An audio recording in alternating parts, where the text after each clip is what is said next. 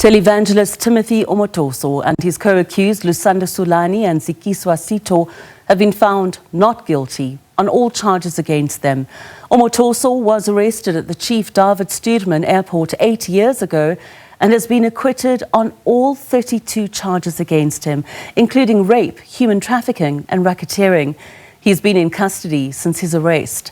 While sitting judge Irma Skuman conceded that she could not conclude that the evidence given by the complainants were untrue, the state failed to prove Omotoso's guilt beyond reasonable doubt.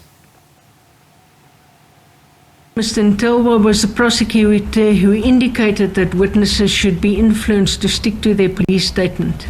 The case can be distinguished from the Nduna matter, where there were two robberies months apart with a similar modus operandi. The similar fact evidence cannot be taken into account in the instant matter in the light of the fair trial principle.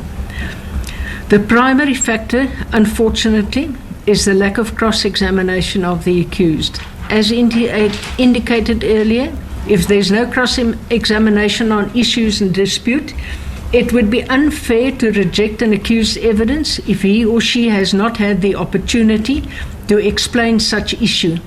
As the cross-examination of the accused was of such poor quality, it had the effect that the accused's evidence was not placed in dispute at all, and therefore it did not necessitate the calling of corroborative witnesses, if any, who might have bolstered their defense. A further factor that I have to take into account is the conduct of Mr. Ntelwa and the irregularities that his conduct precipitated. If he had been removed at the time the prosecuting authority intended to remove him, the outcome might have been different. Furthermore, I'm of the view that it is highly undesirable that the complainant can dictate who should prosecute in a trial, especially where a decision has been made to remove a prosecutor.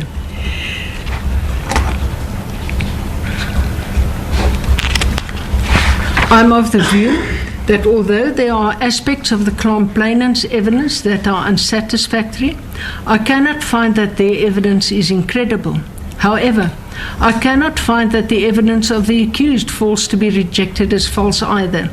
This is especially so as the accused evidence was not placed in dispute through proper cross-examination. When deciding whether the state has proved its case beyond reasonable doubt, this matter falls into the category where, in my view, the explanations of the accused are improbable, and I don't subjectively believe them. However, due to the uncertainty of the actions of the state and the lack of proper cross-examination, I cannot find that the accused version are so improbable that they cannot reasonably possibly be true. The accused bore no onus to convince the court of their innocence. I am of the view, in the light of all the circumstances of the case, that the state has not proved its case beyond reasonable doubt. Yes. Quiet, please. The accused are found not guilty and are discharged on all the charges. Well, reacting to the ruling, Omotoso says all he wants to do is rest after being in prison. I think it's better for me to rest first. I've been in prison for 8 years at this age, so I think we should give some time for that. Pastor Sally, what's the first thing you want to do when you get out of prison after 8 years? Only God can tell me. When it is time, God will speak to me. The judgment in the long-running case of rape-accused Pastor Timothy Omotoso and his two co-accused has been delivered in the High Court in Gqeberha. Omotoso was arrested 8 years ago and has been in custody since. Well, his two co-accused, as we said earlier, Lusanda Sulani and Zikiswa Sito, are out on bail. They faced more than 30 charges, including rape, human trafficking and racketeering. Lerato Fikise is on that story and joins us live. Good afternoon, Lerato. What has the reaction been to that? I think the reaction has been two-sided. Members of the JDI dancing, singing, saying God is good, God has answered our prayers. Some crying, saying that Papa, who they refer to as Omotoso, they call him Papa, saying that he's free and he's a free man. And in celebration, we tried to get a comment from them, and they said that we can rather go to the JDI church. We will go for our next crossing, where they're going to give a press brief as the church, because they said that after Papa has spoken, no one else in the church is allowed to speak until they're back in church again. But on the flip side, we've had sadness, disappointment, anger from members of the ANC Women's League and members of the ANCWL who have been on the forefront in supporting the victims. You really could feel their sigh of disbelief when the judgment came out ruling non-guilty. And I'm joined now by Chris Swepe from ANCWL and a member of the ANC Women's League as well, to give us exactly how they feel and their views on how this case was handled. Like you said, a case going back to 8 years ago to now come to completion, and Omotoso found and his co-accused found not guilty. Chris, in court I could literally hear you and the Women's League literally gasp with disbelief that of 32 charges, Omotoso and his co-accused are found non-guilty on all of them. Look, frankly, as ANCWL, we expected this outcome based on our realization last time we were in court during closing arguments that the NPA had bunged the case. They had not done proper cross-examination. We now learned from the judge that there were other unprocedural matters that were not attended to. Our simplest view is that there needs to be an investigation. We do not believe at all that this is just a matter of incompetence. These are prosecutors that are well trained, that have been involved in many other cases that we know. We are disappointed, however, for the victims that have given evidence that the NPA did not use in cross-examination. And we think that this needs to be investigated. It will not deter us, however, from supporting victims, from continuing to stand against gender-based violence.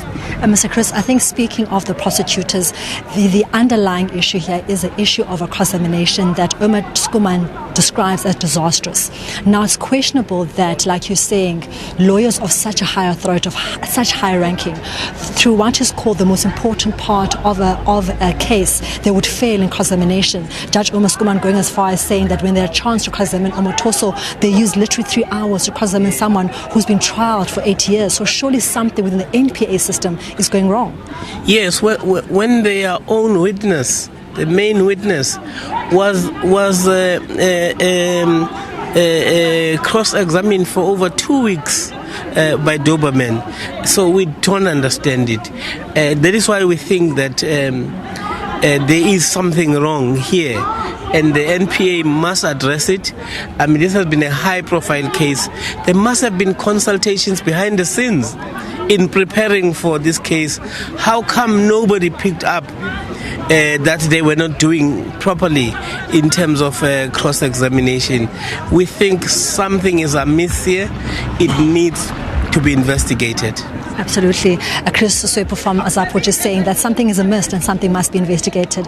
As the ANC Women's League evidently very disappointed, particularly because the ANC Women's League has been on the forefront in supporting the victims. We saw Cheryl Zondi literally break down in court when the judgment was passed. Just as the ANC Women's League, your reaction to the judgment?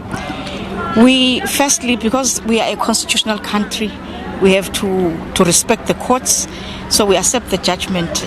Very disappointed as ANC Women's League because we've been supporting the victims since 2017. It has been a very long road, a good 8 years, trying to make sure that we don't dampen the spirit of that young woman. We are really feeling sorry for her. But we are not deterred. We'll continue to support those who feel that their rights have been violated. As ANC Women's League, we'll continue to champion issues of gender-based violence in our society. But we are also hoping that when the NPA sits down, read the judgment, they will look and see whether it is possible to appeal the judgment. We are hoping for that, and we are calling for that they must sit down, read the judgment, and appeal the judgment as ANC Women's League. But it's one of those areas that says that is why you get a situation where those who are victims don't want to come forward. It's situations like this that you are brought to court, you are persecuted by the public, and then 8 years later, this is what you get. So we can feel Cheryl's pain, and us as ANC Women's League, fully understanding what is happening in the society. You know that the cases of gender-based violence are everywhere in the country. That is why you can see that the country is up now in arms.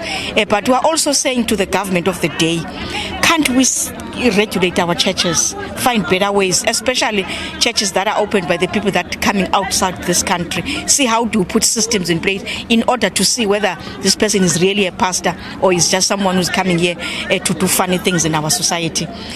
We are very disappointed, let me say that again, but we are not deterred. We'll continue to fight as ANC Women's League. Lastly, Mama, this also comes at a time where the country is also standing with justice for Gqeberha. And you ask yourself then, if a trial of 9 years cannot pass and justice is not perhaps gotten for the victims, as the Women's League, as women who are fighting for the justice of women, do you still have faith in our courts? Yes, we do have our faith in our court. That's why we are saying today we might lose, but it does not mean that tomorrow will not win. So we are calling that those who are responsible must do their part, must be thorough when they're dealing with such cases, because they are sensitive, and sometimes when you go to court, issues are based on technicalities more than anything else. So we are saying they must be thorough, they must do their part, so that when you take the matter to court, you know that you've done your part. Thank you so much. The member of the ANC Women's League saying that they are discouraged but not deterred. They will continue to fight for the rights of women, trying to continue to fight against GBV, against the sexual assault of women, but saying that the country of the day must really look into the laws, or should look into how NPA does things in court, speaking about the issue of the cross-examination and the interference of Gqeberha in this case and how it's compromised this case. But both ANCWL and ANC Women's League evidently disappointed by saying they will continue to fight for the rights of women and children in this country. For now, let's go back to the studio. Thanks very much, Lerato Fakise, on that Omotoso verdict.